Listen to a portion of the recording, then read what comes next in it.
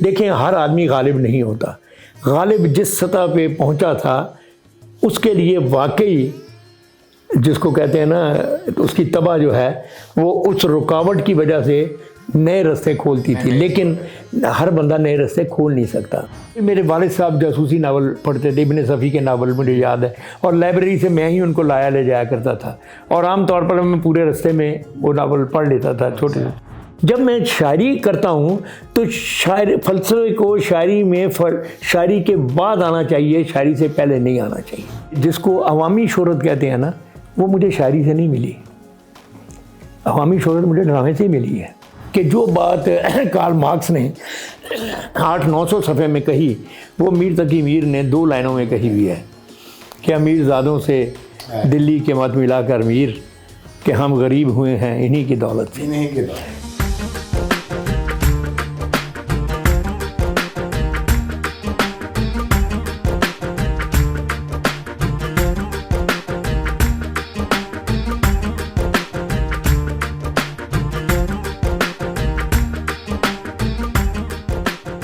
بسم اللہ الرحمن الرحیم. خواتین و حضرات السلام علیکم. آپ کا میزبان رحمان فارس آپ کی خدمت میں حاضر ہے. خواتین و حضرات، آج ہم آپ کی خدمت میں جس پلیٹ فارم کے توسط سے حاضر ہوئے ہیں وہ بلا شک و شبہ اردو زبان و ادب کا، اردو شعر و سخن کا دنیا بھر کا سب سے بڑا پلیٹ فارم ہے. مستند ترین، معتبر ترین اور سب سے بڑا ذخیرہ ہے لاکھوں اردو کتابوں کا. بہت سارے قدیم اور جدید کنٹمپریریز اور کلاسک اردو شعراء کی حالات زندگی، ان کی کتابوں اور ان کے تمام تر کلام کا ایک بہت بڑی لغت بھی مرتب کر چکے ہیں. میری مراد ہے ریختہ.com کی ویب سائٹ سے، کہ جہاں آپ کو اردو شعر و سخن کی تمام تر کیفیات اپنی اصلی اور بہت ہی شاندار حالت میں مل جائیں گی. ریختہ ویب سائٹ کا ایک انٹرویو کی سیریز ہے جس کا نام ہے روبرو. اسی سلسلے کی ایک کڑی ہے جس کے حوالے سے آج ہم آپ کی خدمت میں حاضر ہوئے ہیں، اور ہمارے آج کے مہمان بلا شبہ کسی بھی تعریف کے محتاج نہیں ہیں. آج ہم جس نابغہ روزگار اور عصر حاضر کی بہت بڑی شخصیت کے ساتھ آپ کے سامنے آئے ہیں، ان کا نام ہے جناب امجد اسلام امجد. معروف شاعر، ڈرامہ نگار، کالم نگار، سفرنامہ نگار، تجزیہ نگار. بہت ساری شخصیت کے ایک ایسے پہلو ہیں ان کے جو کہ ایک شخصیت میں سموئے ہوئے ہیں. عہد حاضر کی چوٹی کے دانشور ہیں، درجنوں کتابوں کے خالق. اب تک 63 کتابیں ان کے قلم سے ہم تک پہنچ چکی ہیں. 11 کتابیں ایسی ہیں کہ جو ان کی فن اور ان کی شخصیت کی خوبصورتی پر اور حسن پر لکھی جا چکی ہیں. متعدد زبانوں میں ان کے تراجم ہو چکے ہیں، جیسا کہ ٹرکش زبان میں، اٹالین میں، انگلش میں اور عربک میں. تو آئیے اس بہت بڑی عظیم شخصیت سے ہم آپ کو ملواتے ہیں، ان کی باتیں سنواتے ہیں، ان کے بچپن سے لے کے آج تک کے ان کی نوجوانی، جوانی، لڑکپن کے قصے، ان کی نظریہ فن اور شعر کے حوالے سے تمام تر گفتگو. تو میں خوش آمدید کہتا ہوں تہہ دل سے جناب امجد اسلام امجد صاحب کو. سر بہت شکریہ کہ آپ نے وقت دیا. بہت محبت. مجھے بھی بہت خوشی ہو رہی ہے، اور خاص طور پر ریختہ کے پلیٹ فارم پہ آ کے، کہ میں 2015 میں جب پہلا ان کا سیشن ہوا تو مجھے پاکستان کی طرف سے اس میں شامل ہونے کا موقع ملا تھا. تو اس لیے ریختہ کے سلسلے میں جو بھی کوئی کام ہوتا ہے وہ مجھے بنیادی طور پر اپنا ہی کام لگتا ہے. اس لیے مجھے اس انٹرویو کو، اگر جب ساری عمر ہو گئی انٹرویو دیتے ہوئے تھے، لیکن اس کے لیے مجھے خاص طور پہ خوشی ہو رہی ہے، کیونکہ ریختہ اس آڈینس تک، ان ناظرین تک اردو کو پہنچا رہی ہے جن کی شاید نہ تو اردو مادری زبان ہے اور نہ ہی شاید ایکوائرڈ لینگویج ہے، لیکن ایک تہذیبی زبان کے حوالے سے تو یہ ایک بہت بڑی خدمت ہے.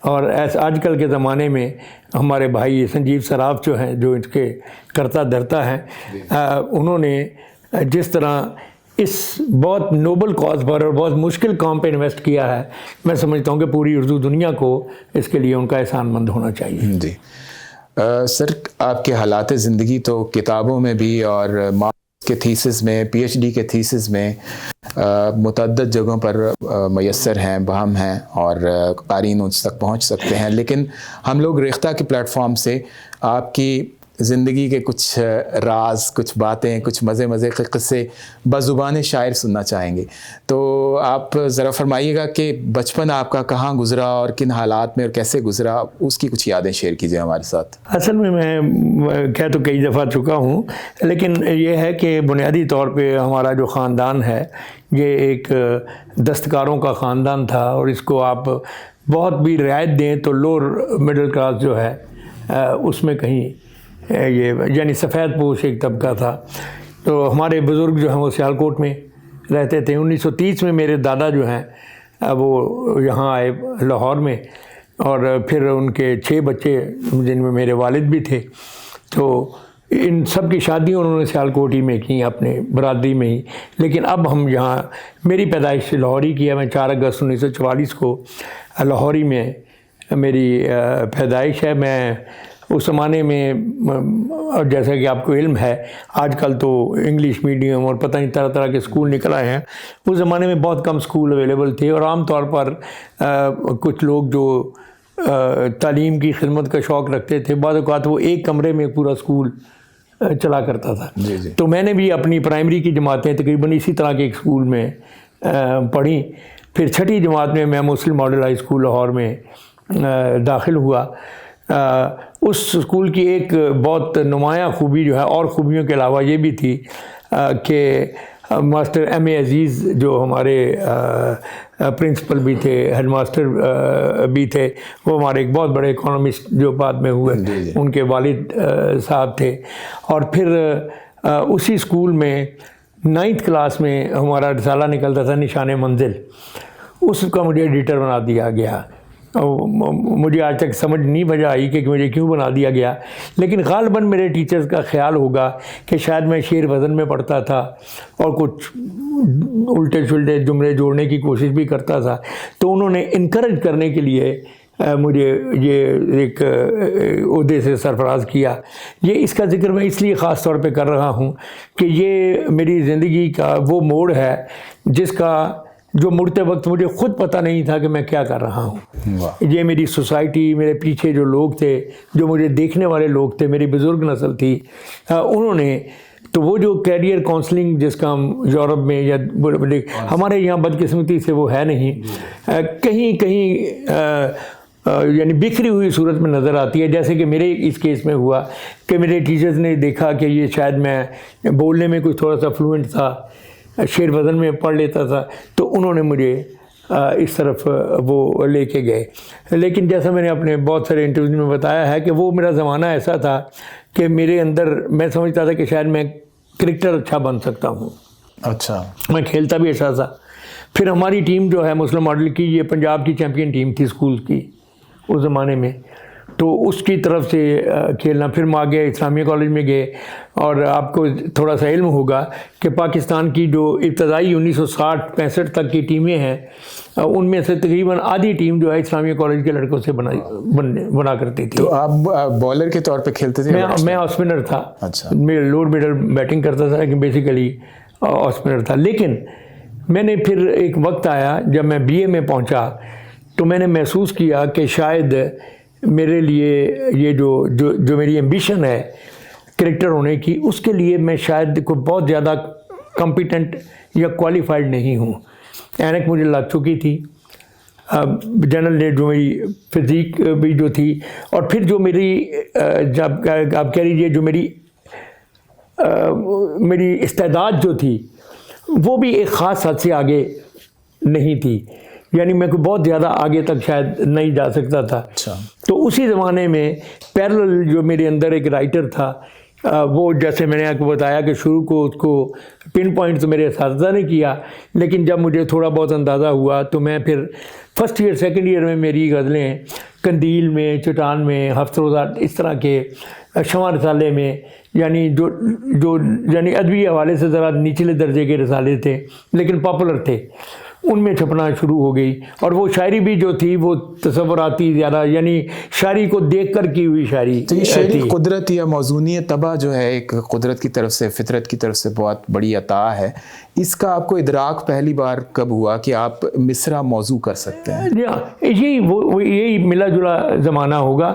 ہم اصل میں میرے ساتھ جو کہتے ہیں اللہ تعالیٰ وسیلے پیدا کرتا ہے، ہم لوگ تھے تو لوہار ترخان ٹائپ، جیسا میں نے آپ کو بتایا کوئی پڑھا لکھا تھا ہی نہیں، میرے سوائے میرے ایک چچا کے کسی نے کالج کی شکل ہی نہیں دیکھی تھی، لیکن ہمارے ہمسائے تھے آقا بیدار بخت۔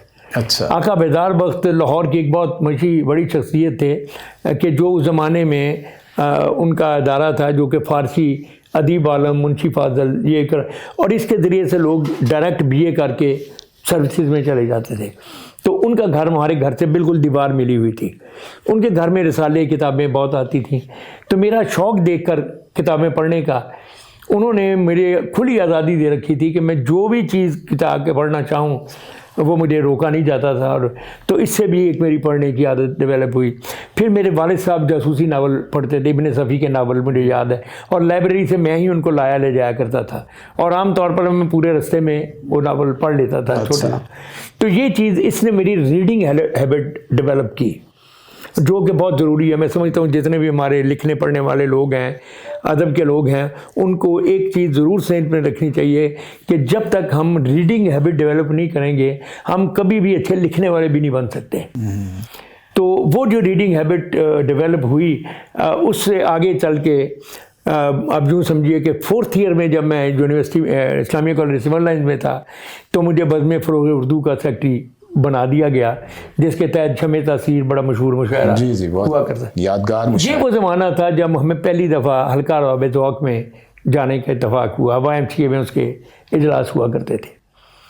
اب ہم لوگ جو تھے 5-7 لڑکے یونیورسٹی اور اس لیول کے، ہم یونیورسٹیوں میں تو خاصے مشہور تھے، پاپولر بھی تھے، لیکن ابھی ہمیں پتہ نہیں چلا تھا کہ اصل ادیب کیسے ہوتے ہیں۔ اس وقت آپ جو 3-4 لڑکوں کا کہہ رہے ہیں تو آپ کچھ نام لیں گے کہ اس وقت آپ کے ساتھ آپ کے ہم عصروں میں ہم عمروں میں سرمد سے بھائی مثلاً تھے میرے ساتھ، سہیل احمد خان میرے ساتھ تھے، امجد قندیانی جو بعد میں یا امجد ہوئے، یہ سارے کم و بیش۔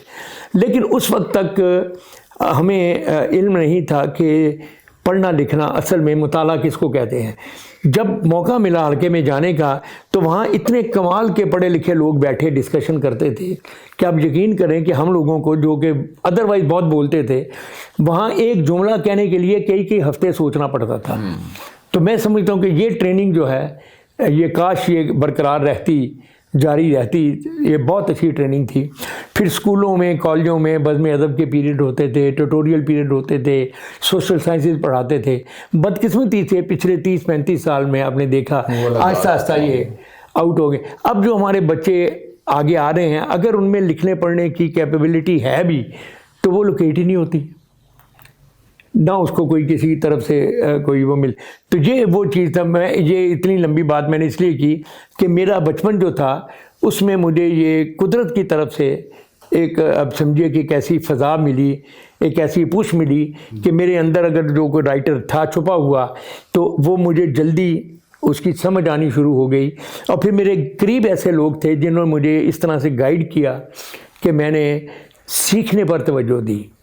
سر یہ فرمائیے گا کہ نومخی کے دور میں ایک طالب علم جس کو نیا نیا یہ ادراک ہوا ہوتا ہے کہ وہ مصرع موضوع کر سکتا ہے، وہ جیسا آپ نے کہا کہ وہ شاعری سن کے یا پڑھ کے شعر کہنا شروع کرتا ہے، تو شاید شروع کے یعنی آغاز کے دنوں میں وہ ایک امیٹیشن کے دور سے گزرتا ہے، اپنے لیجنڈز کو، ان لوگوں کو جن کو وہ آئیڈیلائز کرتا ہے، ان کے انداز اور ان کے رنگ میں، ان کے اسلوب میں شعر کہنے کی کوشش کرتا ہے۔ ایون جو پاپولر شاعری ہوتی ہے وہ بھی، بلکہ نوجوانی میں پاپولر شاعری زیادہ اٹریکٹ کرتی ہے اچھی شاعری کی نسبت۔ ان دنوں میں آپ کو کس کی شاعری اٹریکٹ کرتی تھی جس کے رنگ میں شروع کی آپ کی جو غزلیں نظمیں؟ دو ریفرنس تھے۔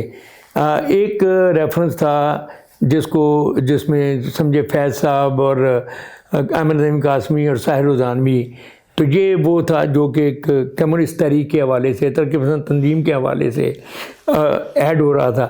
دوسرا روایتی تھا جس میں جگر صاحب تھے، اس زمانے کے مشہور شاعروں میں ان کا ترنم بڑا مشہور تھا۔ اعظم صاحب بہت بہت پاپولر شاعر، آج کل کے تو لوگ تو شاید ان کا نام اتنا نہیں جانتے، مگر یہ بہت پاپولر شاعر اور بہت اچھے شاعر تھے، بہت عمدہ شاعری کرنے والے لوگ تھے.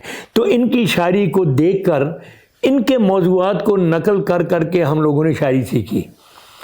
اور پھر ایک وقت ایسا آتا ہے کہ جب آپ تھوڑا سا اپنا ذاتی تجربہ یا اپنی سوچ جو ہے وہ ایڈ کرنے کے قابل ہو جاتے ہیں. تو مجھے ابھی تک یاد ہے، میری 4th ایئر کی ایک غزل ہے، اس کا ایک مطلع تھا جو میں سمجھتا ہوں کہ شاید وہ جو میری ٹریننگ ہو رہی تھی 8-10 سال سے، اس کے بعد جس میں میں خود ایڈ ہوا، میری اپنی کریٹیوٹی، وہ شاید اس شعر میں تھی.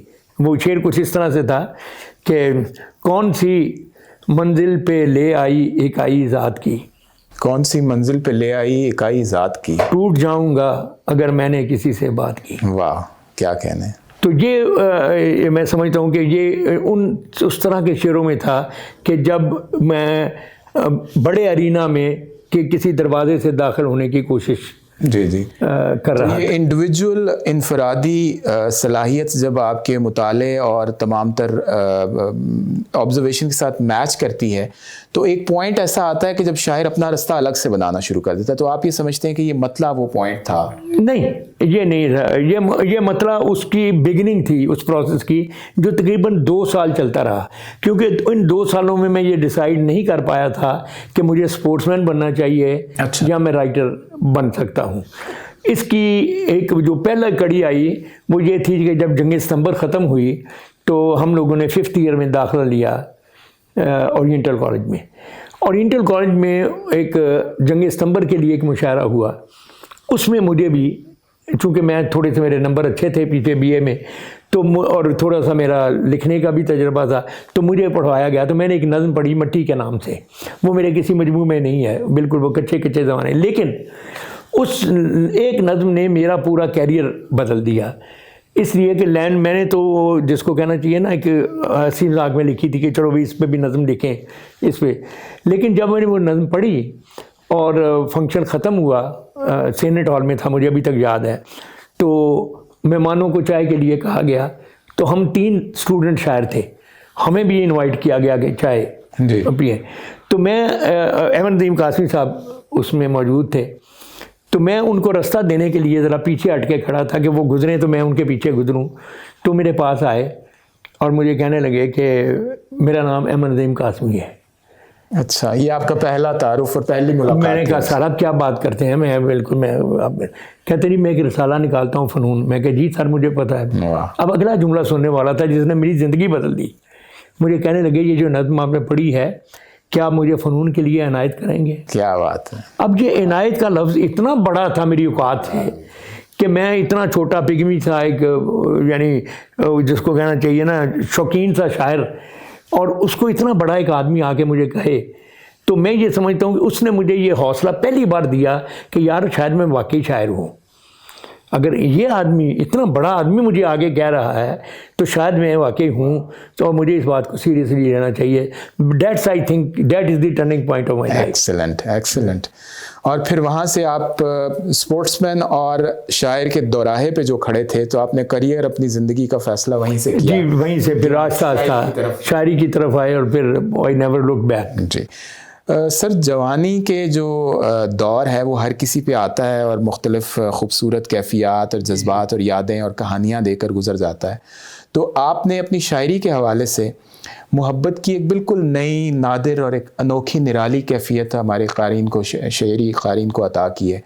تو یہ کیا ظاہر ہے، اس میں کوئی شک و شبہ نہیں ہوگا کہ یہ اسی دور کی کوئی عطا ہوگی کہ جو بعد تک آج تک تر و تازہ چلتی چلی آ رہی ہے ہمارے ساتھ. تو آپ اس دور کی کوئی، چاہیے آپ سینسر کر کے بغیر نام کے بتائیں، بالکل تو آپ شیئر کریں گے. بلکہ میں اچھی ایک بات آپ سے، آپ کے اس توسط سے بات کروں. ہم نے اصل میں رومانس کو نا بڑا یعنی ایک کونے میں کھڑا کر دیا ہے. Romance is life. یہ آپ کا لائف کا ایٹیٹیوڈ جو ہے ٹورڈ تھنگس، رومانٹک ایٹیٹیوڈ ہوتا ہے. اس رومانٹک ایٹیٹیوڈ میں جو اپوزٹ سیکس کی بیوٹی ہے یا اس کا وجود ہے وہ ایک part, one of the factors. اور لیکن جوانی کی زمانے میں وہ سب سے بڑا فیکٹر ہوتا ہے. ساری زندگی بھی رہتا ہے، مگر اس زمانے میں چونکہ وہ بہت ہوتا ہے، اس لیے آپ دیکھیں گے کہ نوجوانی کے زمانے میں جب لوگ شاعری شروع کرتے ہیں تو ان کی شاعری میں پیشن اور فورس اور اظہار کی بے ساختگی زیادہ ہوتی ہے۔ عمر کے ساتھ ساتھ پھر آپ تھوڑے سے کچھ سیزن بھی ہوتے ہیں، پھر تجربہ کار بھی ہوتے ہیں، اور پھر آپ کو یہ بھی پتہ چلتا ہے کہ کنائے میں یا استعارے میں کہنے میں کیا خوبی ہے بنسبت ڈائریکٹ کہنے کے۔ تو یہ وہ زمانہ تھا جب میں پہلی بار، اس زمانے تک میں آزاد نظم کو ویسے ہی سمجھتا تھا جیسے آج کل نثری نظم کو سمجھتا ہوں، میں اس کو شاعری نہیں سمجھتا تھا۔ میرا خیال تھا کہ یہ کچھ ایسے ہی شاعری سے ہٹ کر کوئی رس۔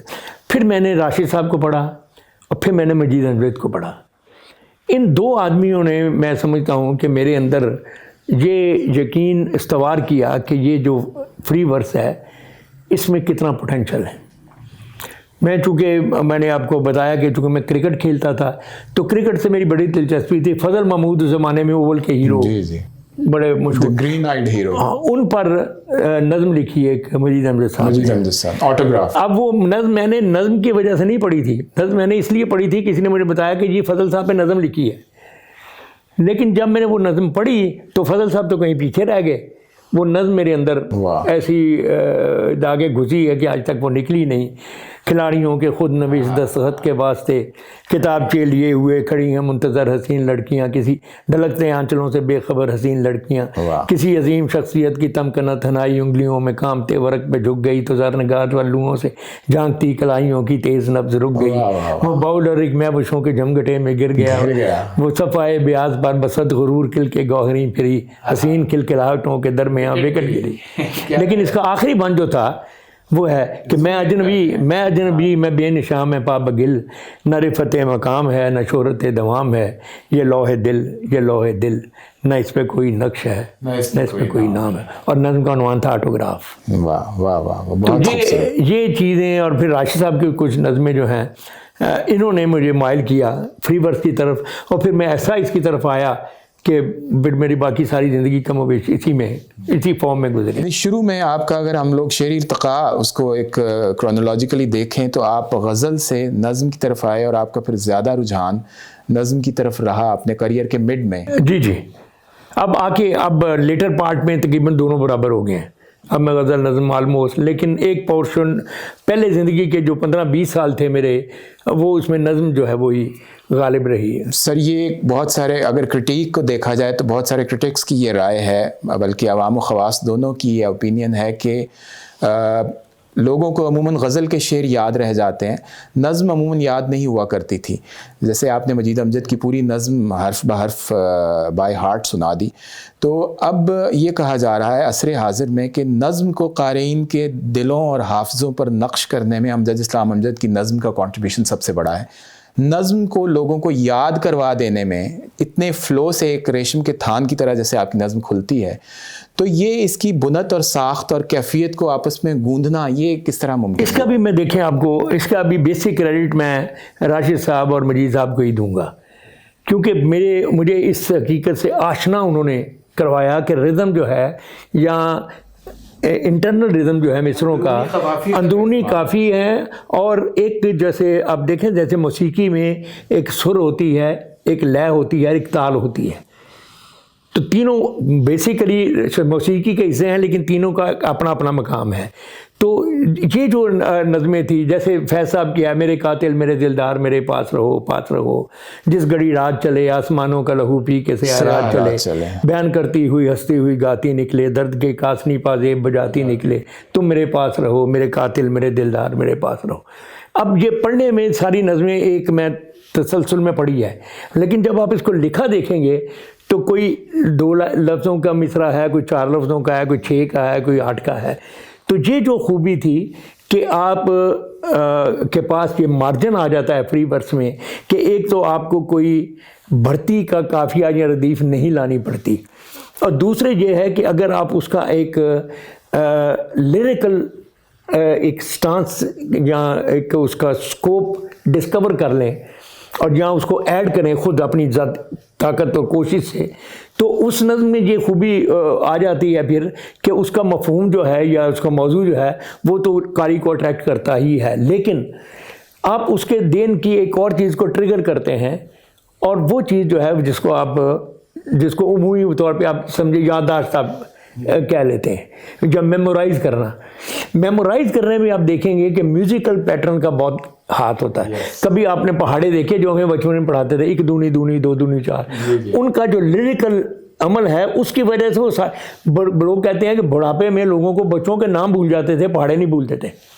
کیونکہ وہ انگرین ہو جاتے تھے نا اس سسٹم میں، لیریسزم کی وجہ سے. تو میں نے کوشش یہ کی کہ لیریسزم جو ہے اس سے بچنے یا ہٹنے کی بجائے اس کو میکسیمم استعمال کریں، لیکن غیر ضروری نہیں، میکسیمم کریں مگر maximum up to the limit وہ کریں. وہ پھر کیا، اور اتفاق سے یہ ہے کہ لوگوں کو پسند بھی آ گئیں وہ چیزیں جو آپ نے کہا کہ جو میں نے اس فارم میں لکھا، زندگی کے میلے میں خواہشوں کے ریلے میں تم سے کیا کہیں جانا اس قدر جمیلے میں. تو یہ جو لفظوں کی جو تکرار تھی اور ان کی جو کمپوزیشن تھی، یہ لوگوں کو پسند آ گئی، مجھے بھی چونکہ پسند تھی، اس لیے یہی میرا زندگی. کیونکہ ہم نے مشاعروں میں، مجھے شرف حاصل ہے آپ کے ساتھ بہت سارے مشاعرے آپ کی زیر صدارت پڑھنے کا، تو ہم نے مشاعروں میں پوری 4-5 صفحات پر مشتمل آپ کی نظموں کو لوگوں کو اسی طرح آپ سے پہلے پڑھتے سنا ہے. بلکہ بہت سارے ایسے واقعات کا بھی میں اندرون ملک اور بیرون ملک مشاعروں کا عینی شاہد ہوں کہ جہاں آپ اپنی نظم پڑھتے ہوئے کہیں اٹک گئے تو سامعین میں سے کسی نے لقمہ دے کر وہ نظم تکمیل تک پہنچائی. تو آپ کے خیال میں لیریسزم اس کا سب سے بنیادی؟ دیکھیں پریزنٹیشن جو ہے، ہم نے بدقسمتی سے ہمارے مشرق میں اوور آل بھی پریزنٹیشن کو کوئی بہت زیادہ لوگ توجہ نہیں دیتے. گورے نے، ویسٹ نے آ کر آپ دیکھیں کہ ہر چیز میں پریزنٹیشن جو ہے اس کو اس طرح سے پیش کیا ہے کہ وہ ان کے کاروبار کا بنیادی حصہ بن گئی ہے. آپ دیکھیں، میں نام نہیں لیتا اس لیے، کوئی سافٹ ڈرنک لے لیں، وہ جو سافٹ ڈرنک کی بوتل میں جو سبسٹنس ہے وہ فرض کیجئے 5 روپے کا ہے، آپ اس کو 45 روپے میں خریدتے ہیں. کس بات میں؟ پریزنٹیشن پہ خریدتے ہیں، اس کی پبلسٹی پہ خریدتے ہیں، اس کی پیکنگ پہ خریدتے ہیں، اس کے ڈیزائن پہ خریدتے ہیں، اینڈ تھنگس لائک دیٹ. تو یہ چیزیں جو ہیں، تو میں اس لیے کہتا ہوں کہ ہمیں ہمارے شاعروں کو بھی دیکھیں، اگر میرے پاس کوئی فلسفیانہ خیال ہے، بہت فلسفیانہ، تو یار میں فلسفے کی فارم میں لکھ لوں، میں کوئی مضمون اس پہ لکھ لوں، میں کوئی اور ڈیبیٹ اس پہ کر لوں. جب میں شاعری کرتا ہوں تو فلسفے کو شاعری کے بعد آنا چاہیے، شاعری سے پہلے نہیں آنا چاہیے. اگر میں شاعری میں فلسفہ بیان کر رہا ہوں تو فلسفہ سیکنڈری ہے. ہمارے بہت سارے شاعروں نے غالباً یہ غلطی کی کہ انہوں نے اپنے تھاٹ کو اتنی زیادہ امپورٹنس دے لی کہ اس کی پریزنٹیشن کی طرف توجہ ہی نہیں کی. اب اگر وہ چیز آپ کو کانوں میں سننے میں اچھی نہیں لگ رہی، آنکھوں کو دیکھنے میں اٹریکٹ نہیں کر رہی، آپ کے ذہن کو وہ ٹچ نہیں کر رہی، تو پھر کیسے پاپولر ہوگی؟ شاید وہ ایک گہری اور گمبھیر گونج جو ہے، شاید گرینجر جو ہے اس کو سامنے لانے کی کوشش میں اس کی خوبصورتی متاثر ہوتی ہے کیا؟ نہیں، یہی میں نے عرض کیا نا کہ آپ کو اس میں اب یہ وہ ہے کہ یہ آپ خود چونکہ شاعر ہو، آپ کو پتہ ہے، ہر شاعر کو پتہ ہوتا ہے کہ مجھے کہاں رکنا ہے، اور یہاں اگر نہیں ہوتا تو اس کو پتہ ہونا چاہیے کہ میں نے کس چیز کو کتنا. دیکھیں، آپ کسی چیز کو جب آپ کھینچتے ہیں تو آپ کو پتہ ہوتا ہے کہ ایک وقت آتا ہے کہ اگر آپ اس کو مزید کھینچیں گے تو یہ پھٹ جائے گی. جی. تو اس کو مزید کھینچنے کی سطح سے پہلے روکنا، یہ ہے پریزنٹیشن یا جو ہے کہ آپ ایکسپیریمنٹیشن اتنا کریں، اس طرح سے کریں کہ جس کے ساتھ آپ بات کر رہے ہیں وہ آپ کے ساتھ چلنا شروع ہو جائے. وہ اس کو نیچے شاگرد کی طرح نیچے مت بٹھائیں، اس کو ساتھ پیرل لے کے اگر آپ چلیں گے، اور وہ اسی صورت میں ہوتا ہے اگر آپ کسی چیز کی جو توازن کی حد ہے اس کو کراس نہ سامنے رکھیں. سر، آپ کی زندگی کا ایک بہت اہم اور بہت بڑا حصہ جو ہے وہ درس و تدریس سے منسلک ہو کر گزرا ہے. ایک مدرس کے طور پر بھی آپ ماشاءاللہ جانے مانے اور پہچانے جاتے ہیں. تو اور آپ کے ہزاروں شاگرد جو ہیں آپ کے سکھائے پڑھائے ہوئے اس وقت کامیاب شہریوں کی زندگی گزار رہے ہیں. کیا مدرس کے طور پر آپ کی جو زندگی تھی اس میں آپ نے اپنے شاعر پرسونیفیکیشن کی، شاعر پرسونا کی خصوصیات کو مجتمع کرنے کی بھی کوشش کی؟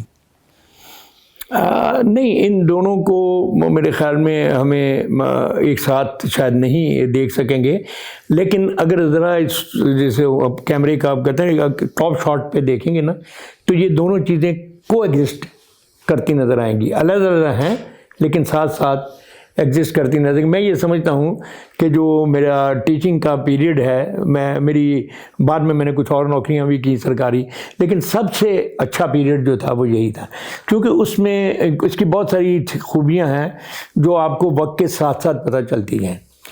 If you are a good teacher dedicated, یہ شرط ہونی چاہیے، کیونکہ دیکھیں ہر آدمی، لائق آدمی اچھا اسٹوڈنٹ اچھا ٹیچر نہیں ہوتا. یہ کہیں نہیں لکھا ہوا کہ ایک اچھا اسٹوڈنٹ جس نے ٹاپ کیا ہو، گولڈ میڈل لیا ہو، وہ ٹیچر بھی اتنا ہی اچھا ہو. عام طور پر آپ دیکھیں گے کہ زیادہ تر اچھے ٹیچر جو ہیں وہ تقریباً مڈل لیول کے ہی، ان کے یعنی اکیڈیمک کیریئر کوئی بہت زیادہ آؤٹ اسٹینڈنگ نہیں تھا، مگر ٹیچر وہ بہت اچھے تھے. لیکن بہت سارے آؤٹ اسٹینڈنگ لوگ تھے مگر وہ ٹیچر اچھے نہیں تھے. تو ہمارے یہاں بدقسمتی سے کالجوں میں خاص طور پہ لیکچرز کی جو ٹریننگ ہے بیفور اسٹارٹنگ دیئر کیریئر، وہ کہیں ایگزسٹ نہیں کرتی ہے جو کہ ہونی چاہیے، جیسے اسکولوں میں ہوتی ہے کہ آپ پیپل ٹیچر ہوتے تھے جو اب وہ تو وہ میں نے جو یہ میں نے اس لیے انجوائے کیا کہ بعد میں مجھے دنیا کا بہت، آپ کو پتہ ہی ہے، امریکہ، شمریکہ، کینیڈا، آسٹریلیا، ہر جگہ جائیں، آپ یقین کریں مجھے یاد نہیں پڑتا کہ کوئی ایسا ملک جہاں میں گیا ہوں اور مجھے کوئی اپنا اسٹوڈنٹ نہ ملا ہو، اور جس محبت سے پھر وہ آ کر ملتے ہیں. اب ایک دفعہ مجھے یاد ہے 84 میں ہم لوگ، میں، پروین شاکر اور علی صاحب، ہم گئے ونی پیگ. میں نے اس وقت تک ونی پیگ کا نام نہیں سنا ہوا تھا، مجھے نہیں پتا تھا کہ اس نام کا دنیا میں کوئی شہر ہے. وہ چونکہ ہمارے پروگرام میں تھا وہ ہمیں لے گئے. اب ایئرپورٹ پہ اترے تو آگے سے 2 نوجوان آ کے تو یوں کر کے میرے گھٹنوں کو ہاتھ لگا رہے ہیں. تو میری سمجھ میں کہتے سر ہم آپ کے اسٹوڈنٹ رہے ہیں. واہ واہ. ہمیں پتہ چلا تھا آپ آ رہے ہیں، ہم نے کہا ہم آپ کا اپنے ٹیچر کو جا کے سلام کریں. کیا کہنا ہے. تو یہ وہ نعمت ہے جو آپ کو کروڑ ہر روپے خرچ کرنے پہ بھی نہیں مل سکتی، کہ جو لوگوں. تو اس لیے میں سمجھتا ہوں کہ میرا ٹیچنگ کا جو یہ رہا کیریئر، یہ اس اعتبار سے بہت اچھا ہے کہ ہر سال آپ نئی نسل، نئے نوجوانوں سے بات کرتے ہیں اور آپ کو پتہ بھی چلتا رہتا ہے کہ آج کل کی نوجوان نسل کیسے سوچ رہی ہے. ہم تو اپنے زمانے کے مطابق سوچ رہے تھے نا. تو ٹیچنگ میں رہنے کی خوبی یہ بھی ہوتی ہے کہ آپ مسلسل ان رہتے ہیں. کسی اور پیشے میں چلے جائیں، آپ یوتھ کے ساتھ اس طرح ان نہیں رہ سکتے جس طرح ٹیچنگ میں کنیکٹ ہو جاتے. تو یہ چیز ہوئی اور اس کی وجہ سے میں سمجھتا ہوں.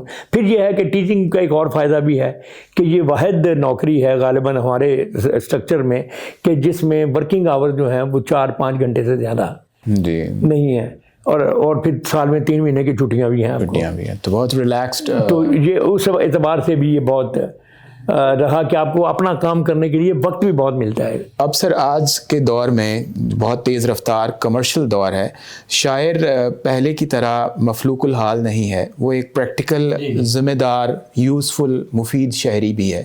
تو 2 ہی صورتیں ہیں اس کے پروفیشن کی، اس کے پیشن کے ساتھ میچ ہونے کی. ایک صورت تو یہ ہے کہ جیسے درس و تدریس سے منسلک ہے تو اس کا پیشن شاعری ہے، اور یہ دونوں آپس میں بہت کلوز، قریب ہیں، ایک دوسرے کی مدد اور ایک دوسرے کے لیے معاون ثابت ہوتے ہیں. دوسری صورت یہ ہے کہ آپ کا پروفیشن اور آپ کا پیشن ٹوٹلی اپوزٹ، متضاد، مختلف جہتوں میں ہو. تو آپ کے خیال میں تخلیق کار کے لیے بہتر صورتحال کون سی ہے؟ پہلے والی، اس میں تو کوئی شک ہی نہیں ہے. جتنا آپ کا پیشن اور پروفیشن جتنے ایک دوسرے کے قریب ہوں گے اتنا ہی آپ زیادہ کمپیکٹ ہیومن بینگ کے طور پر یا کریٹیو آرٹسٹ کے طور پہ سامنے آئیں گے. کیونکہ آپ کی دونوں جو بڑی ڈائنامک فورسز آپ کے اندر ہیں وہ دونوں بیک وقت آپ کے لیے ایک ہی سمت میں کام کر رہی ہوتی ہیں. صحیح. ادروائز ممکن ہے آپ اپنے کیریئر میں بہت اچھے افسر ہوں، لیکن آپ کی کمپیٹنس آپ کی اس افسری تک ہوگی، آپ کا جو سیکنڈ پارٹ ہے پیشن کا اس کے ساتھ اس اسکل کا کوئی تعلق نہیں بنتا عام طور پر. اب سر غالب نے کہا ہے کہ پاتے نہیں جب راہ تو چڑھ جاتے ہیں نالے, ہاں رکتی ہے میری تباہ تو ہوتی ہے رواں اور. تو کیا ایسا ممکن ہے کہ بعض اوقات آپ کی طبیعت پہ جو جبری بند لگتا ہے جب وہ اترتا ہے تو شاید آپ کی تخلیقی فورس زیادہ قوت کے ساتھ اگر آپ کو میں اثر گونڈوی کا بھی ایک شعر سنا دوں تو بات آسانی اور ہو جائے گی آگے. وہ کہتے ہیں کہ چلا جاتا ہوں ہنستا کھیلتا موج حوادث سے. کیا کہنے ہیں, چلا جاتا ہوں ہنستا کھیلتا موج حوادث سے, اگر آسانیاں ہوں زندگی دشوار ہو جائے. کیا کہنے ہیں. تو دونوں اپنی اپنی جگہ پہ ریالٹی ہے. دیکھیں ہر آدمی غالب نہیں ہوتا. غالب جس سطح پہ پہنچا تھا اس کے لیے واقعی جس کو کہتے ہیں نا اس کی تباہ جو ہے وہ اس رکاوٹ کی وجہ سے نئے راستے کھولتی تھی. لیکن ہر بندہ نئے راستے کھول نہیں سکتا, ہر بندہ غالب نہیں ہوتا ہے. غالب میں یہ ایک صلاحیت تھی کہ وہ جب دیوار آتی تھی تب اس دیوار میں اس کو دروازہ بنانا آتا تھا. بے شمار لوگ جو ہیں وہ دیوار کے سامنے سر لٹکا کے بیٹھ جاتے ہیں, ان کو سمجھ نہیں آتی کہ اب کیا کریں. کیا کہنا ہے. تو وہ ایک بہت بڑا آدمی تھا. اب دیکھیں ایک اس کا شعر میں آپ کو سناؤں جو مجھے بہت ہانٹ کرتا ہے کہ گل غنچگی میں غرقۂ دریائے رنگ ہے. گل غنچگی میں غرقۂ دریائے رنگ ہے, اے آگہی فریب تماشا کہاں نہیں. واہ. اب یہ آگہی اور فریب تماشا کو اس طرح سے کنسیو کرنا اور کسی چیز کو, اب ایٹم کی تھیوری آپ دیکھیں, ایٹم میں یہ ہے کہ جو اسمالسٹ پارٹیکولر ہے بالکل چھوٹے سے چھوٹا, اس کے اندر بھی ایک جہان آباد ہے, ایک سسٹم ہے. اب غالب نے دیکھیں جب جو ہے کہ گل غنچگی میں یعنی ابھی جب وہ پھول نہیں بنا, پھول بننے کے پروسیس میں انیشل سٹیج پہ ہے, رنگ اس وقت بھی اس میں موجود ہے, نظر نہیں آ رہے ہیں. کیا کہنے ہیں, کیا کہنے ہیں. تو اب آپ دیکھیں یہ ایکویٹ آپ ایٹامک تھیوری سے آپ ایکویٹ کر سکتے ہیں اگر چاہیں. کیا کہنے ہیں. یہ وہی میں ابھی سوچ رہا تھا کہ آپ کے اندر کا شاعر اور مدرس جو ہے وہ کسی شعر کی تشریح کے وقت ایک دم مل کے سامنے آ جاتا ہے. سر آپ کی شخصیت کا ایک اور بہت بڑا, بہت امپورٹنٹ اور ہم سب کی زندگیوں پر اثر انداز ہونے والا پہلو آپ کا ڈرامہ نگار ہونا بھی ہے. مجھے یاد ہے کہ وارث جس زمانے میں آن ایئر ہوا کرتا تھا تو بر صغیر پاک و ہند کے ساتھ ساتھ اور بہت سارے ممالک میں بھی گلیاں اور بازار اور جو ہے مارکیٹس ہیں سنسان ویران ہو جایا کرتی تھی. اب یہ سوال تو بہت ڈائریکٹ ہوگا کہ وارث جیسے گرینڈ پلے کا آئیڈیا آپ کو کہاں سے آیا, لیکن یہ انیشلی یہ اظہاریہ, یہ طریقہ اپنے مافی الضمیر کو, اپنے مدعا کو لوگوں تک پہنچانے کا, یہ آپ پہ کب کھلا شاعری کے دوران؟ آپ نے محسوس کیا ہوگا, میں نے ذکر کیا تھا کہ جو میرے انیشل سٹیج تھی اس میں مجھے اعظم صاحب اور جگر مراد آبادی کے ساتھ فیض صاحب اور ساحر الدین ساحر کا نام میں نے خاص طور پہ لیا تھا. وہ ابھی مجھے کیونکہ ہمارا یہ زمانہ تھا جو تھا ارلی 60s کا, اس میں پہلی بار رشین لٹریچر اردو میں اویلیبل ہوا تھا.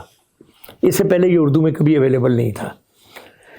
یہاں انہوں نے ایک وہاں غلام احمد جو انصاری ایک کتاب گھر بنائے, وہاں رشیا کے جو بڑے چیخوف کے اور یعنی ان کا کوئی بڑا رائٹر کے نام لے, اس کی چیزیں وہ ترجمہ کر کے آتی تھی اور وہ اتنے سستے ہوتے تھے. تو ہماری جو ہم لوگ جو تھے اس کو 1 روپے میں آپ کو گورکی کا ماں جو ہے وہ مل جاتا, 1 روپے میں جی, جسٹ امیجن. تو اتنی 700 صفحے کی کتاب وہ تھی. تو وہ پڑھنے کے بعد ہماری نسل پہلی نسل تھی غالباً جس کو پوری طرح احساس ہوا کہ جو برٹش انڈیا میں گورا جو دنیا کی تصویر ہمیں دکھاتا ہے, اس کے علاوہ بھی دنیا کو دیکھنے کی ایک تصویر ہے, ایک کھڑکی اور بھی ہے. اگرچہ وہ ترکیب پسند تحریک نے 1930-35 میں کھول دی تھی, لیکن ابھی وہ نیم بات تھی, پوری طرح کھلی نہیں تھی.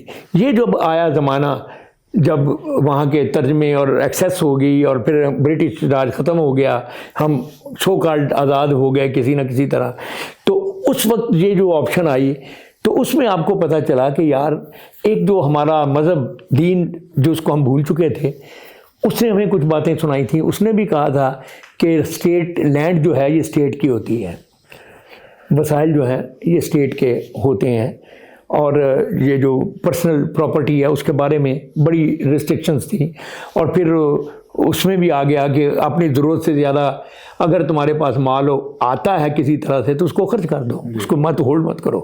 تو یہ ایک فلسفہ تھا روحانی.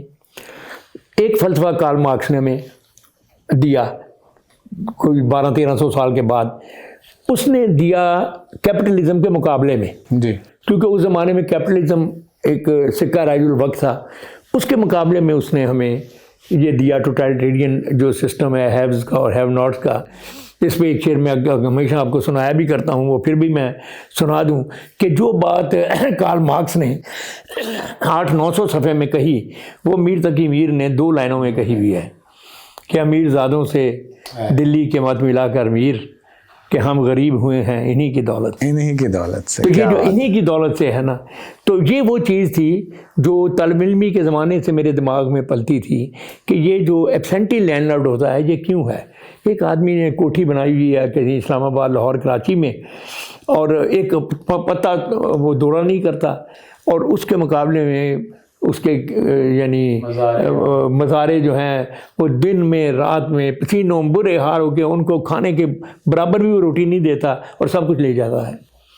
تو یہ ایک، اور پھر اس کے ساتھ وہ سوسائٹی کو بھی واپس نہیں کرتا بلکہ سوسائٹی کی علز میں کنٹریبیوٹ کرتا ہے لوگوں کے اندر، بجائے اس سے کوئی نیکی کرنے کے وہ کرتا ہے کہ وہ ایک اس میں یہ آ جاتا ہے کہ یہ جو میں موروثیت ہے، میں چونکہ امیر آدمی ہوں، میرے پاس وسائل ہیں، اس لیے باقی چیزوں پہ میرا حق ہے. بھی تمہارا حق کیسے ہو گیا بھائی؟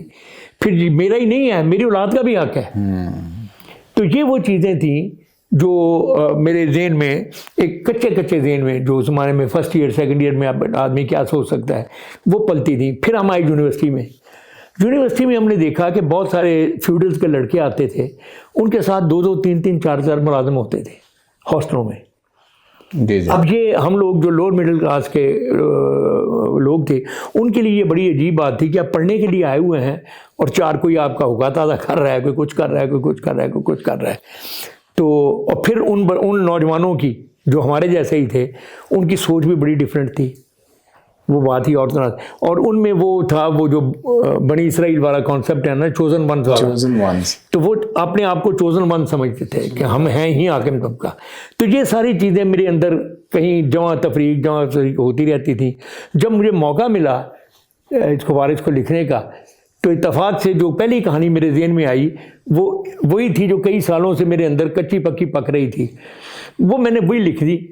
اب اس میں آپ میرا سنسیریٹی کہہ لیں، میں تو خیر اس کو اللہ کی برکت بھی کہتا ہوں.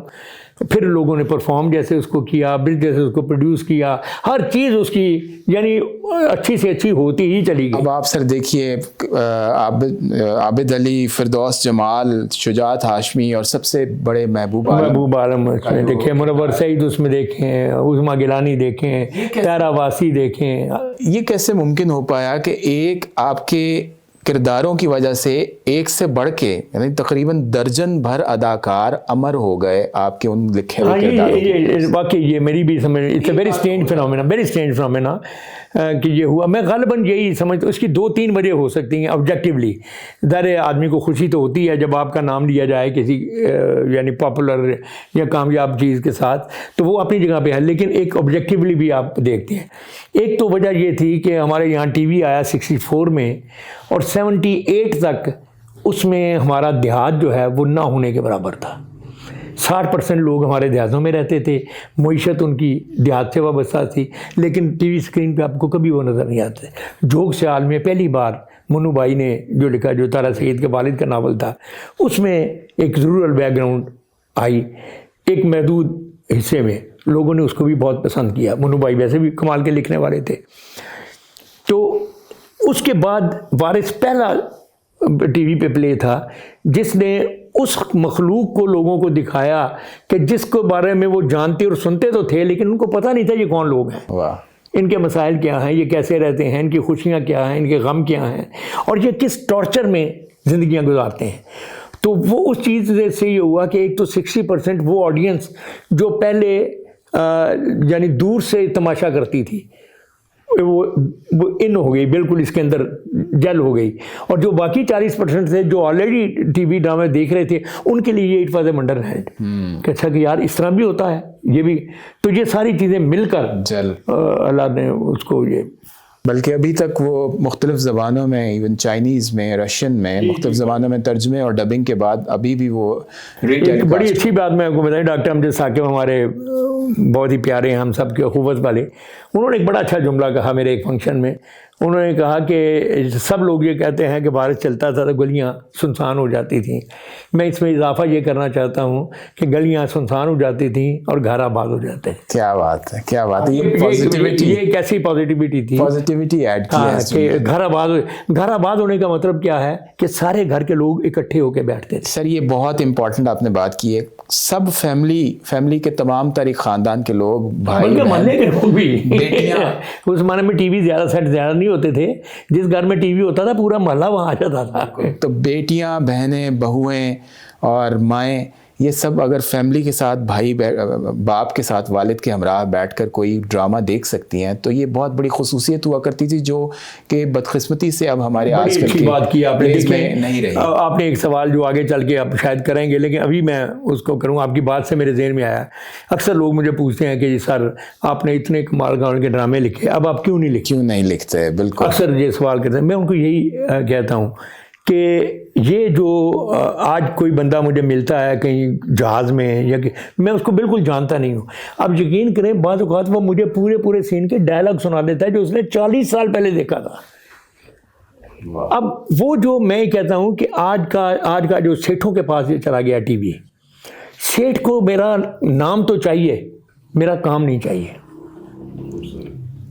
تو وہ چاہتا تو ہے کہ میرا نام ہو کیونکہ اس کی کریڈٹ وہ ہے، مگر کام وہ وہی چاہتا ہے کہ اس کی بیوی اس کے ساتھ ہے، اس کے دیور بابی کے فلاں کے سیلی، اس طرح کے گندے مندے جو گھٹیا قسم کے جو موضوعات ہیں، اس پر میں اس کو لکھ کے دوں. بچا ہی نہیں ہے. تو وہ میں نے پھر یہی سوچا کہ میں عزت بچانے کا صحیح طریقہ یہ ہے، ممکن ہم کچھ لوگ مجھ سے اختلاف کریں، کہ میں اس وقت تک ایک سائڈ پہ ہو کر بیٹھ جاؤں جب تک میں اس چیز کو بدل نہیں سکتا. اب میں اس پوزیشن میں نہیں ہوں، اب آہستہ آہستہ چیزیں ٹھیک ہو رہی ہیں، لیکن آج سے 5-4 سال پہلے تک ان کا اتنا غلبہ تھا کہ یہ کسی صحیح چیز کو سامنے آنے ہی نہیں دیتے تھے لوگ. تو اس وجہ سے میں پیچھے ہٹ کے، میں بھی اور میرے ساتھ اور بھی بہت سارے ہماری نسل کے جو لوگ تھے انہوں نے بھی لکھنا بند کر دیا. لیکن لیٹس ہوپ، اب میں امید کرتا ہوں کہ اب چیزیں کچھ تھوڑی سی بدل رہی ہیں. تو اگر یہ ایسا ہو گیا تو انشاءاللہ میں بھی لکھوں گا، اور اللہ نے چاہا جو میرے باقی ساتھی جو زندہ ہیں وہ بھی ضرور لکھیں گے انشاءاللہ. Let's hope for the best. ہم لوگ ضرور قارئین ضرور چاہیں گے ناظرین کہ وہ آپ کی لکھی ہوئی دوبارہ شاہکار دیکھ سکیں. سر ایک ڈرامہ نگار اور ایک شاعر دونوں اظہار کے ذریعے ہیں، تو آپ کے نزدیک تر کون سا ہے اس میں سے؟ وہ تو پوئٹری ہے جی، اس میں کوئی شک نہیں. یہ میری پہلی محبت ہے، اس سے شروع ہوا. لیکن اس کا مطلب یہ نہیں ہے، دیکھیں عجیب بات ہے کہ جس کو عوامی شہرت کہتے ہیں نا، وہ مجھے شاعری سے نہیں ملی. عوامی شہرت مجھے ڈرامے سے ہی ملی ہے. اب بھی 10 میں سے جو لوگ مجھے ملتے ہیں، 10 میں سے 9 جو ہیں وہ مجھے ڈرامہ نگار کے طور پہ جانتے ہیں. ایک ہوتا ہے ان میں سے جو مجھے شاعری کی وجہ، یعنی جو شاعری کو پہلے رکھ کے مجھ سے ملتا ہے. تو اس لیے یہ بات بظاہر ناشکری سی لگتی ہے کہ جس چیز نے سب کو اتنی شہرت دی، لیکن ڈرامہ جو ہے وہ ہر طرح کے آدمی دیکھتے ہیں، ہر طرح کی آڈینس. پوئٹری جو ہے وہ ہر کوئی نہیں پڑھتا، وہ پہلے سے سلیکٹڈ لوگ ہیں. اگر ان سلیکٹڈ لوگوں میں سے اچھے گروپ کا جو زیادہ کی آپ کو تعریف اور توصیف مل جائے تو وہ ایک ایسی کمال کی خوبی ہے کہ وہ ہزاروں لاکھوں لوگوں کی وہ جو گلیمر والی ہے وہ شاید پیچھے چلی جاتی ہے. اگر آپ صحیح فیصلہ کرنے کی صلاحیت رکھتے ہوں تو پھر آپ اس کو 2 نمبر پہ رکھیں گے، پہلے نمبر پہ آپ اس کو رکھیں گے. کیونکہ ایک ہنرمند کی داد جو ہے، میں آپ کو ایک واقعہ پتہ نہیں آپ ٹائم میں جلدی آپ کو سنا دیتا ہوں، کیونکہ اس واقعے نے بھی میری زندگی پہ بڑا اثر کیا ہے. 84 میں ہم برمنگھم میں ایک گھر میں کھانے پہ تھے، پروین اور میں، ہم دونوں، یہی وہ انگلینڈ وہ جو کینیڈا والا ٹور تھا واپسی. تو کھانے کے بعد جیسے ہوتا ہے کہ بھی شعر سنائیں، تو وہاں ایک صاحب بیٹھے تھے، جو کسی سے بات بھی نہیں کر رہے تھے. ایک بالکل جیسے ایک آدمی کے ماتھے پہ لکھا ہوا ہے نا کہ I don't belong to this company, aloof سی شکل. الوف سا بندہ. اب وہ جو شاعرہ وغیرہ شروع ہوئے تو وہ ایک دیوار کے ساتھ وہ آدمی بیٹھ گیا اور اس نے سر نیچے کیا اور دیکھ ہی نہیں رہا کیا ہو رہا ہے. کوئی تیسرے چوتھے شاعر نے جو لوکل تھے کوئی ایک اچھا مصرع پڑھا تو اس نے یوں کر کے نا اس کو دیکھا تو ایسے کر کے ہلکا سا کر کے تو پھر کوئی دو ایک شاعروں کے بعد ایک شاعر نے اچھی غزل پڑھنی شروع کی تو اس نے پہلو بدلا اور اس کو یوں کر کے دیکھا پھر ساتھ نہیں چلا. میرے ساتھ پروین بیٹھی تھی. میں کہ دیکھو پروین, اس پورے مجمع میں صرف اس آدمی کو شعر سنانے ہیں. کیا بات ہے. یہ بہت واہ واہ کرنے والے ہیں, اچھل کے کر رہے ہیں, پتہ نہیں کیا کر رہے ہیں, لیکن جس شعر کو یہ وہ آدمی ہے جس نے سوائے اچھے شعر کے داد دینی ہی نہیں.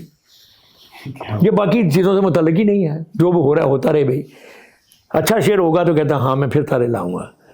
تو اس لیے میں کہتا ہوں کہ وہ جو اسی طرح غلام علی سنگر سے میں نے پوچھا تھا تو وہ بھی یہی کہتا ہے. وہ کہتا ہے کہ سر جب ہم باجا چھیڑتے ہیں نا تو مجمع میں ہمیں آنکھیں اور چہرے اور گردنوں کے ہلنے سے اندازہ ہو جاتا ہے کہ کہاں کہاں کنرس بیٹھے ہوئے ہیں.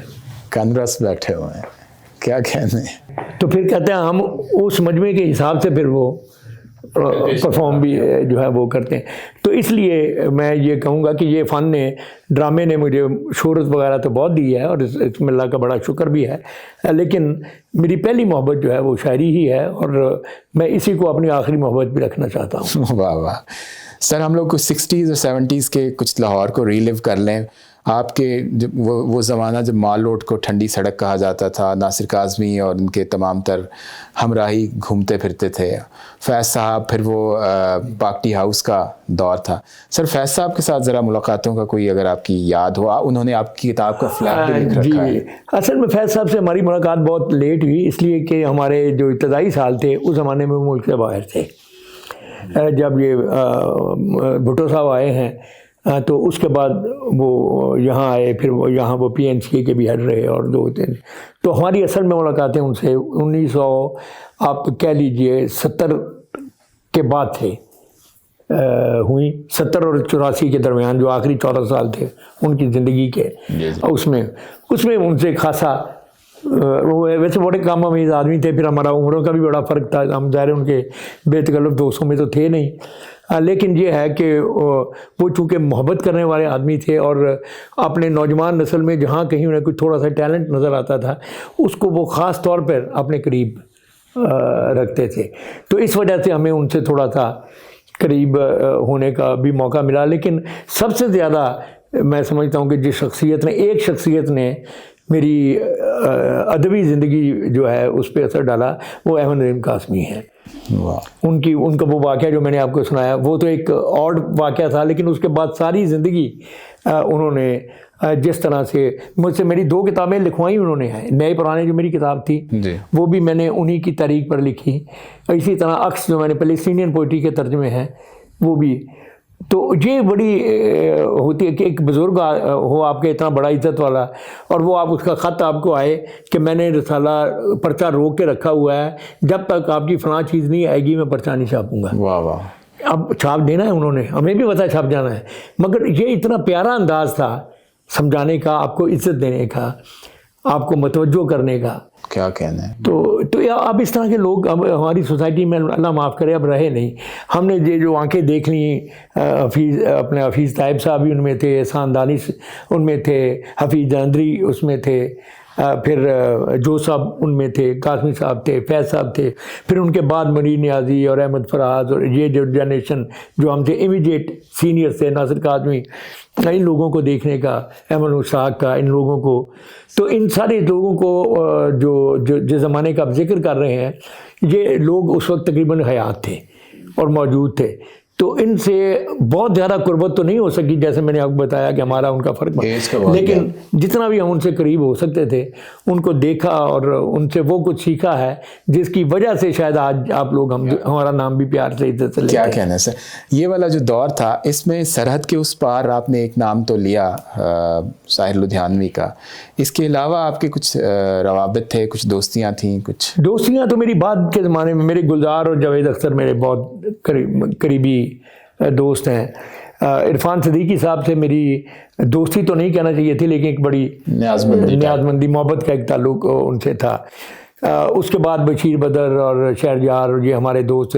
لیکن یہ لوگ جو تھے جیسے مجروح صاحب تھے، راجہ مہدی علی خان وغیرہ، ان لوگوں نے انہوں نے فلموں میں بھی لکھا، بہت اچھا لکھا ہے. لیکن ادروائز بھی شاعری میں یہ بڑے نام تھے. جگن ناتھ آزاد صاحب یہاں آیا کرتے تھے، ان سے ہم ملتے تھے. تو بہت سارے لوگوں سے تعلق رہا. لیکن جو جیسے میں نے آپ سے عرض کیا کہ جوانی میں مجھے ساحر نے بہت اٹریکٹ کیا، اور اب اس عمر میں آ کر اب میرے دوستوں میں گلزار اور جاوید جو ہیں یہ شاید سب سے زیادہ. سر اس سے میرے ذہن میں یہ سوال بھی آ رہا ہے کہ پاکستان میں جس دور میں آپ لوگ اپنے پیک جوانی اور اس کے دور سے گزر رہے تھے، تخلیقی عروج کے دور سے، تو پاکستان میں مہدی حسن صاحب موجود تھے، میڈم نور جہان تھیں، غلام علی صاحب اس وقت بہت ایکٹیویٹی سے گا رہے تھے. اس کے علاوہ اور بھی بہت سارے بڑے نام تھے. انڈیا میں اسی طرح بہت بڑے بڑے لیجنڈس تھے، کشور صاحب، رفیع صاحب، لتا. تو آپ کے خیال میں ایک شاعر کے لیے گایا جانا کس قدر اہمیت کا حامل ہے اس کی کلام کی ترویج میں اور یعنی سو کالڈ شہرت میں؟ نہیں ہے اس میں، اس کے رول سے تو انکار نہیں ہو سکتا، لیکن میں اس کو ہمیشہ سیکنڈری رکھتا ہوں. کیونکہ جو لوگ جو گائکی کی وجہ سے شاعر مشہور ہوتے ہیں وہ اصل میں اس کا کریڈٹ گائکی کو جاتا ہے. جی.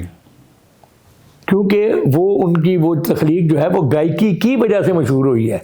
لیکن جو بڑے شاعر ہیں ان کا کلام فیض صاحب کا گائے یا قاض صاحب کا، جس کا بھی گائے، وہ اس گائک کے لیے عزت کی بات ہوتی ہے کہ وہ ان کا کلام گا رہا ہے. تو اس طرح اب چونکہ ہمارے زمانے میں پچھلے 100 سال میں آپ دیکھتے ہیں کہ آئی ٹی نے بہت ترقی کی ہے. پہلے ریڈیو آیا، ریڈیو کے ذریعے سے آواز جو ہے وہ بہت پھیلی، اور اب یہ ٹیلی ویژن اور دوسروں سے آ کے، تو گائکی میں ڈیفینیٹلی اس کا ایک رول وقتی پاپولیرٹی میں تو ہوتا ہے. لیکن یہ پاپولیرٹی جو ہے اس میں گائک تو زندہ رہ جاتا ہے، شاعروں کو نام یاد نہیں. آپ مشہور چیزوں کو ابھی یاد، سیگل کی کچھ چیزوں کو یاد کرنے کی کوشش کریں، شاید آپ میں سے ایک دو کے علاوہ کبھی کسی شاعر کا نام ہی یاد نہ آئے آپ کو کہ وہ کون لوگ تھے. سر تھوڑا سا ہم لوگ ٹاپک بدلتے ہیں. عموماً شعراء اور شاعری کی تاریخ یہ بتاتی ہے کہ شعراء کو اپنی بیگمات سے کسی طرح شکوہ ہی رہتا ہے، گلہ شکوہ ہی رہتا ہے کہ وہ سپورٹ نہیں کرتی، ان کے تخلیقی پروسیس کو سمجھ نہیں پاتی. کیونکہ شاعر کے بارے میں عموماً سمجھا جاتا ہے کہ وہ تھوڑا سا ہلکے پھلکے غیر حاضر دماغی کا شکار بھی رہتے ہیں. شاید اس کی وجہ یہ ہے کہ وہ جس توجہ، جس انہماک کے ساتھ اپنے تخلیق میں مگن ہوتے ہیں تو شاید اس طرح وہ ذمہ داریاں نہیں نبھا پاتے. تو آپ کے ہاں ہمیں یہ نظر آتا ہے، جہاں تک میں جانتا ہوں، کہ آپ کے ہاں یہ بہت مکمل سپورٹ حاصل رہی ہے ہمیشہ، جہاں تک نیشنل انٹرنیشنل مشاعروں میں بھی بھابھی سے اکثر ملاقات کا موقع ملتا رہا ہے. تو یہ کتنا ضروری ہے ایک تخلیق کار کے لیے؟ صرف شاعر نہیں، وہ کسی بھی شعبے میں پرفارمنگ آرٹس میں ہو سکتا ہے. بہت ضروری ہے. ایک چیز ہمیں ضرور سمجھنی چاہیے کہ آج سے 60-70 سال پہلے تک ہمارے یہاں شاعر جو ہیں وہ کم و بیش ہول ٹائم شاعر ہوتے تھے. جی. اب ہول ٹائم شاعری کا پرابلم یہ تھا کہ اس کے لیے جو آپ کے 24 گھنٹے ہیں ان میں سے کوئی بھی ٹائم جو ہے وہ آپ کا اپنا نہیں ہے. اب ظاہر ہے جب جو ٹائم آپ کا اپنا نہیں ہے وہ آپ کے بیوی بچوں کو کیسے ہوگا؟ جو چیز آپ کے اپنے پاس نہیں ہے قابو میں، وہ کہاں سے؟ تو نتیجہ یہ ہوتا. پھر رزق بھی ہوتا تھا ہوائی زیادہ تر، جس کی وجہ سے گھروں میں بھی وہ ایک ٹینشن رہتی تھی. لیکن میں سمجھتا ہوں کہ پچھلے 50-60 سال سے چیزیں بہت بہتر ہوئی ہیں. اب لوگ جو ہیں وہ 90% شاعر جو ہیں وہ ایک ذمہ داری کی زندگی گزارنے کی کوشش کرتے ہیں، جس کی وجہ سے اب ان کے جو گھریلو جو لمبے ڈسٹینس ہے وہ پہلے سے کم ہو گئے ہیں، اور بعض جگہ پہ تو آئیڈیلی اچھے ہو گئے ہیں.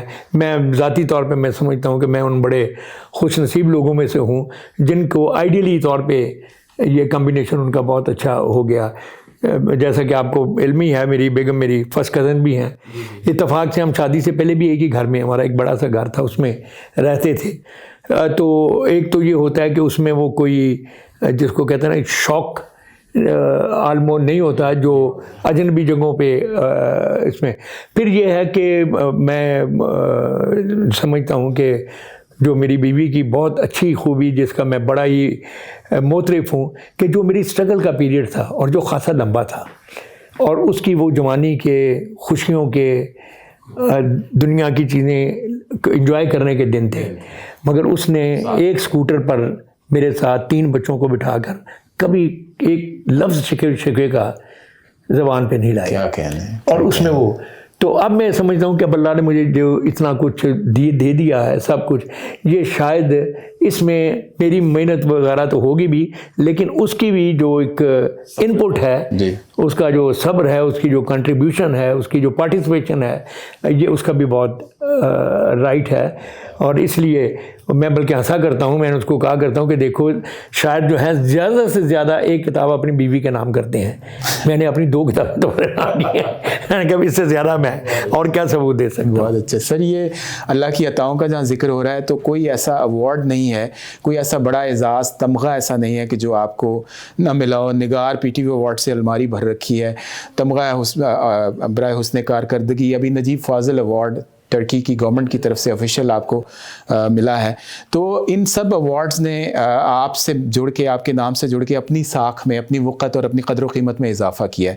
آپ کے خیال میں ایک تخلیق کار کے لیے ایوارڈ کا ملنا، دنیاوی ایوارڈ کا ملنا کتنا اہم ہے، اور کیا اس سے تخلیق کو مہمیز ہوتی ہے؟ نہیں، انسینٹیو تو ڈیفینیٹلی یہ ایک خاص طرح کا فراہم کرتا ہے، اس سے تو انکار نہیں ہے. اور میں سمجھتا ہوں کہ وہ آدمی بھی بہت غالباً جھوٹ بولنے والا ہوگا جو یہ کہے کہ مجھے اپنی تعریف سن کے خوشی نہیں ہوتی. ہم سب انسان ہیں، ہمیں ہوتی ہے خوشی، اور جب ایڈمائر کیا جاتا ہے ملک کی سطح پر یا کسی مجموعے کی سطح پر یا کسی گروہ کی سطح پر، اس کی بھی خوشی ہوتی ہے. اور وہ خوشی جو ہے آپ میں تھوڑا سا اعتماد بھی پیدا کرتی ہے کہ آپ اس سے بڑی خوشی کی طرف جائیں. تو یہ تو ہے اس کا جو پازیٹیو حصہ ہے.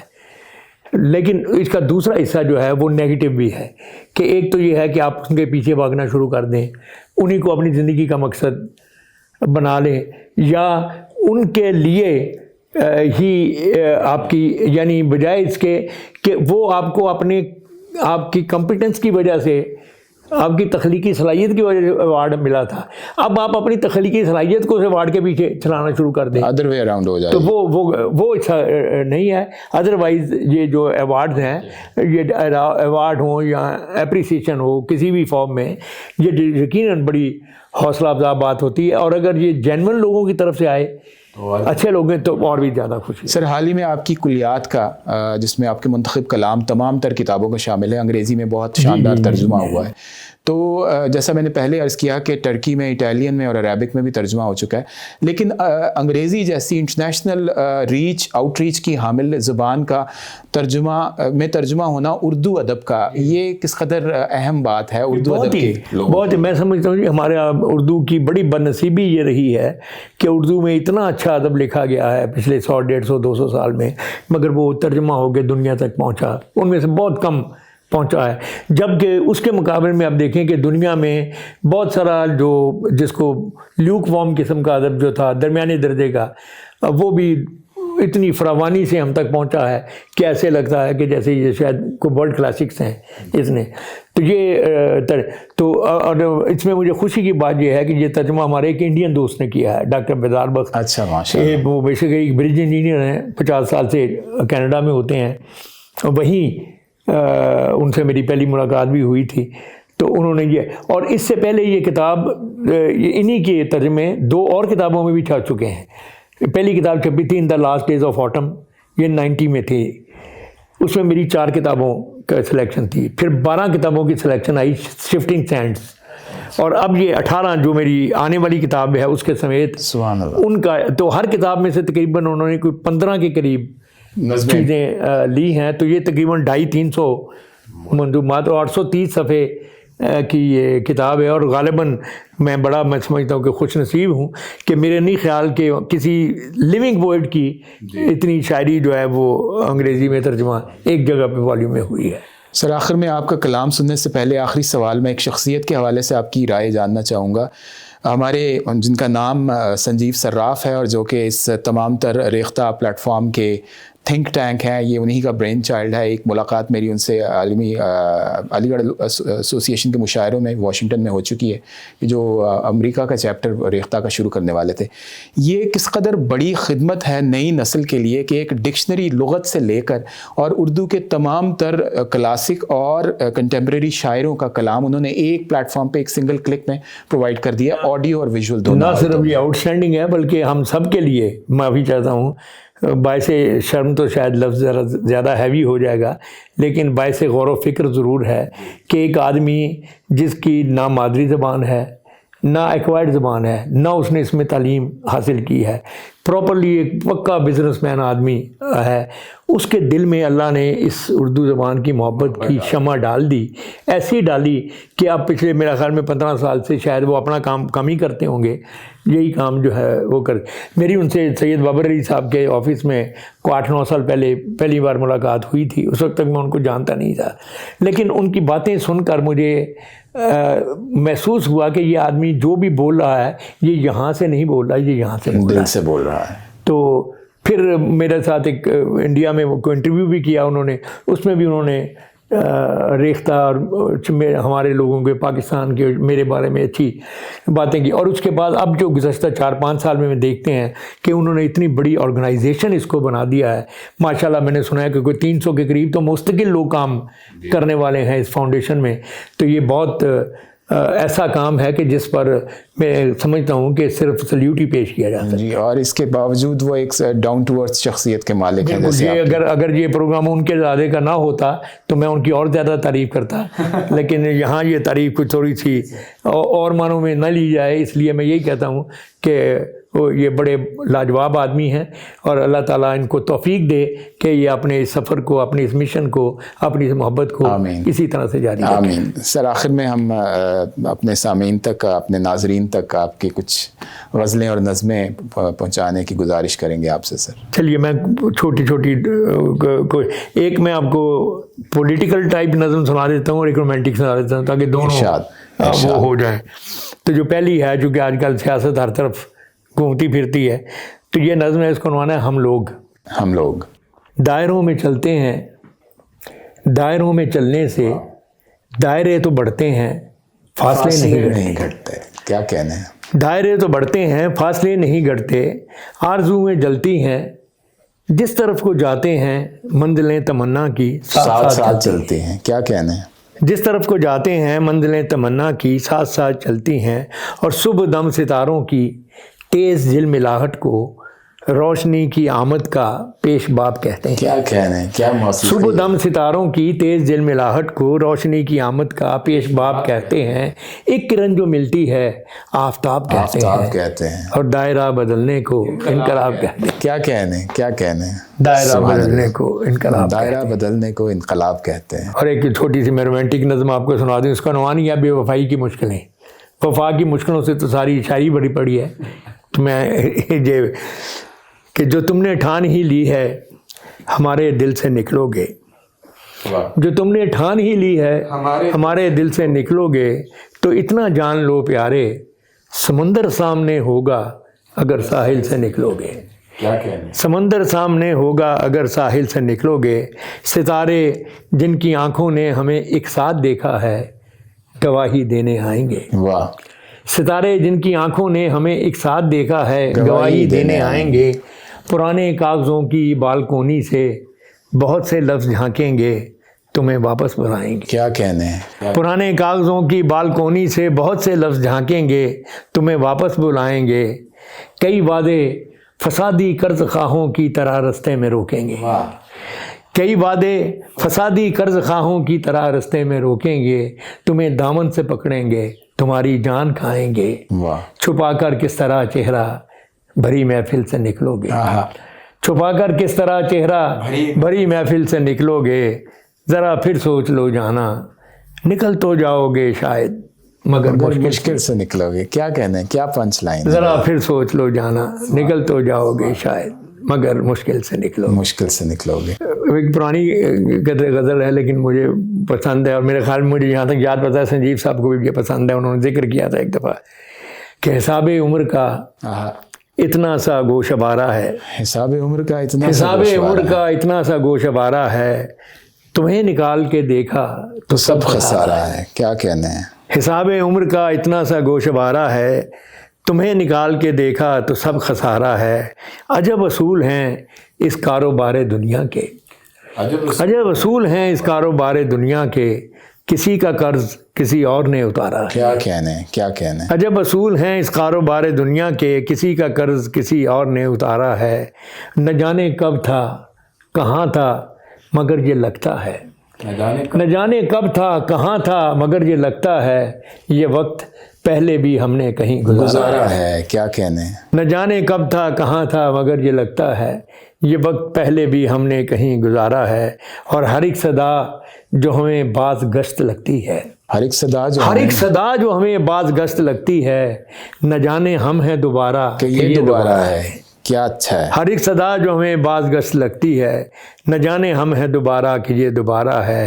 اور یہ دو کنارے تو دریا کے ہو گئے ہم تم، سبحان یہ دو کنارے تو دریا کے ہو گئے ہم تم، مگر وہ کون ہے جو تیسرا کنارہ ہے. کیا کہنے ہیں سر. مگر سبحان وہ اللہ. کون ہے جو تیسرا کنارہ. سبحان اللہ. سبحان اللہ. بہت بہت شکریہ سر، آپ نے اس قدر قیمتی وقت ہمیں عطا کیا. ہم ریختہ کے پلیٹ فارم اور اس کے تمام تر لاکھوں فینز کی طرف سے، پڑھنے چاہنے والے اور آپ کے پڑھنے چاہنے والوں کی طرف سے آپ کے تہہ دل سے شکر گزار ہیں سر. بہت میرا بھی سب کو سلام پہنچے آپ کے ساتھ. بہت شکریہ. بہت